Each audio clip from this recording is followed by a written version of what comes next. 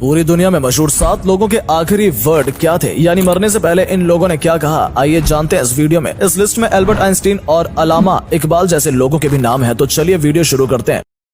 Number 1, Diana princess of Wales. 1 जुलाई साल 1961 में डायना प्रिंसेस का जन्म यूनाइटेड किंगडम के सैंड्रिघम नाम के शहर में हुआ था। अगर आप इन्हें नहीं जानते तो आप किंग चार्ल्स को तो जानते ही होंगे। दरअसल डायना प्रिंसेस ने किंग चार्ल्स से ही शादी की थी। हालांकि ये शादी ज्यादा लंबे वक्त तक तो नहीं चल पाई और दोनों ने डाइवोर्स लेने का फैसला किया। लेकिन डायना प्रिंसेस को एक समय में पूरी दुनिया जानती थी, क्योंकि दुनिया के किसी भी कोने में अगर किसी इंसान के साथ बुरा होता था तो उसके खिलाफ वो आवाज जरूर उठाती थी। और सिर्फ इतना ही नहीं, डायना की मुलाकात एक बार एक एड्स के पेशेंट से हुई थी और डायना ने उन्हें गले लगाकर कहा था कि तुम जल्दी ठीक हो जाओगे। और ये पहला वाकया है जब किसी इतनी मशहूर सेलिब्रिटी ने किसी एड्स के पेशेंट को गले लगाया हो। लेकिन 31 अगस्त 1997 में एक एक्सीडेंट के दौरान उनकी मौत हो गई और डॉक्टर बताते हैं कि इस दुनिया को अलविदा कहने से पहले उनके आखिरी अल्फाज थे कि oh my God what happened. हालांकि बहुत से लोग इसे एक हादसा नहीं बल्कि इसे कत्ल की शक्ल भी देने की कोशिश करते हैं, लेकिन हकीकत ये है कि अपनी खूबसूरती और अपनी काबिलियत के दम पर पूरी दुनिया में अपनी पहचान बनाने वाली डायना अब हमारे बीच नहीं है। नंबर 2, अलामा इकबाल। अलामा इकबाल पाकिस्तान की एक बेहतरीन शायर रह चुके हैं, जिनकी शायरियों को आज भी बड़े प्यार से सुना और सुनाया जाता है। अल्लामा इकबाल का जन्म 9 नवंबर 1877 सियालकोट पाकिस्तान में हुआ था और शुरुआती पढ़ाई तो इन्होंने लाहौर से पूरी की, लेकिन आगे की पढ़ाई के लिए ये जर्मनी चले गए और वहाँ से इन्होंने पीएचडी पूरी की। और हैरानी की बात तो ये है कि जर्मनी में ये इतना ज्यादा पॉपुलर है कि आज भी इनके नाम की एक सड़क जर्मनी में मौजूद है। हालांकि 21 अप्रैल 1938 को वो इस दुनिया को अलविदा कह गए। और इंटरेस्टिंग बात यह है कि अल्लामा इकबाल को अपनी मौत से पहले ही पता था कि अब वो इस दुनिया से जाने वाले हैं, इसलिए वो अपने दोस्तों के बीच बैठे और अपने सर पर हाथ रखकर या अल्लाह बोला। उसके बाद उनकी डेथ हो गई और उनकी ये आखिरी वर्ड्स भी थे। Number 3, Albert Einstein. आप में से शायद ही कोई इंसान होगा जो अल्बर्ट आइंस्टाइन को नहीं जानता होगा, क्योंकि साइंस की दुनिया में अगर किसी इंसान का दर्जा सबसे ऊपर है तो वो है अल्बर्ट आइंस्टाइन, जिन्होंने अपने आविष्कारों और अपने दिमाग की काबिलियत से लोगों को जिंदगी जीने का नया तरीका सिखाया है। अल्बर्ट आइंस्टाइन का जन्म 14 मार्च 1879 में हुआ था। ये फिजिक्स के एक प्रोफेसर थे और आज आप और हम जिस एनर्जी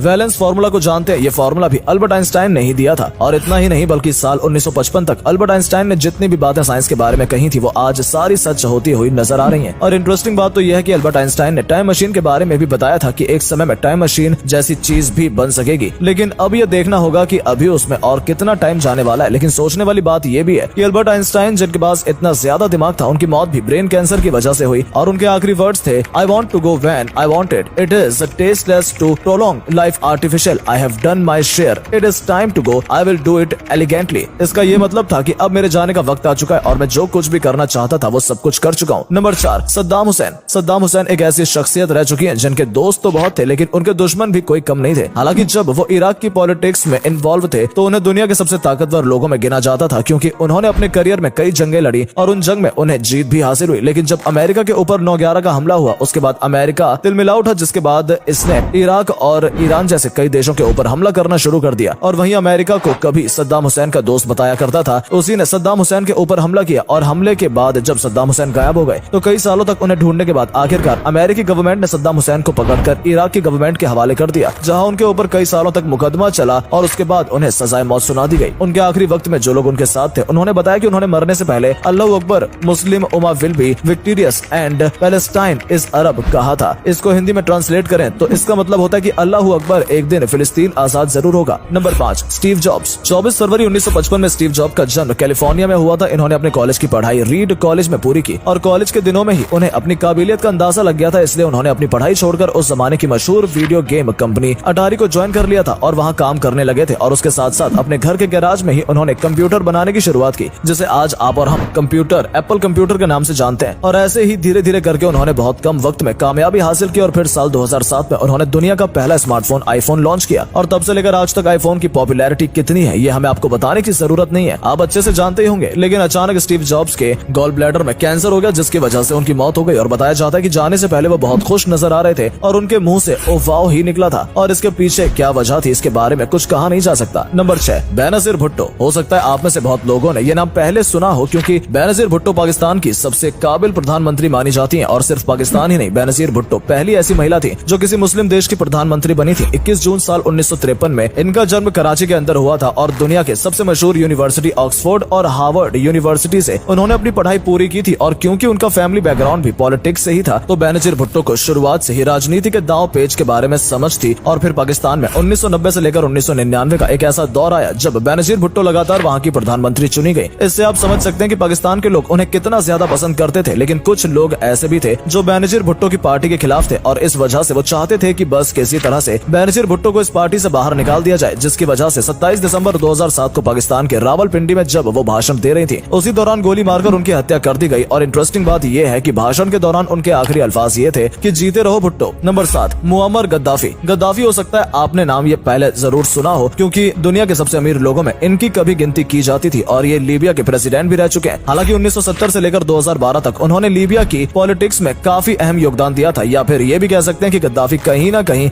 लीबिया देश में तानाशाही से सरकार चलाना चाहता था, क्योंकि जब तक वो लीबिया का प्रेसिडेंट था तब तक लीबिया के अंदर कोई इंसान बिना उनकी परमिशन के कुछ भी नहीं कर सकता था। इस वजह से लीबिया की जनता उनसे काफी नाराज थी और इस नाराजगी की सबसे बड़ी वजह ये थी कि जहां लीबिया के लोग भूखे मर रहे थे उसी समय उनके घर के बाथरूम से लेकर बेडरूम को गोल्ड से तैयार किया जा रहा था और ये बात लोगों को बिल्कुल भी पसंद नहीं आई, जिसकी वजह से लोग इनके खिलाफ हो गए। और एक लंबे संघर्ष के बाद लीबिया के लोगों ने 20 अक्टूबर 2011 को गद्दाफी का कत्ल कर दिया। और आपको बता दें कि ये कत्ल लीबिया के किसी एक इंसान ने नहीं बल्कि पूरी भीड़ ने किया था और मरने से पहले उनके आखिरी वर्ड्स यही थे कि आखिर मैंने तुम्हारा क्या बिगाड़ा है। तो दोस्तों ये थे दुनिया के 7 ऐसे मशहूर लोग जो किसी समय में पूरी दुनिया में मशहूर हुआ करते थे, लेकिन कुछ लोगों को तो कुछ बातें बोलते वक्त ये अंदाजा भी नहीं था कि ये उनके आखिरी अल्फाज भी हो सकते हैं, जिनमें सद्दाम हुसैन और गद्दाफी जैसे लोग भी शामिल हैं। तो अगर दोस्तों आपको वीडियो पसंद आई या वीडियो के जरिए कुछ जानने का मौका मिला हो तो हमारी वीडियो को लाइक करें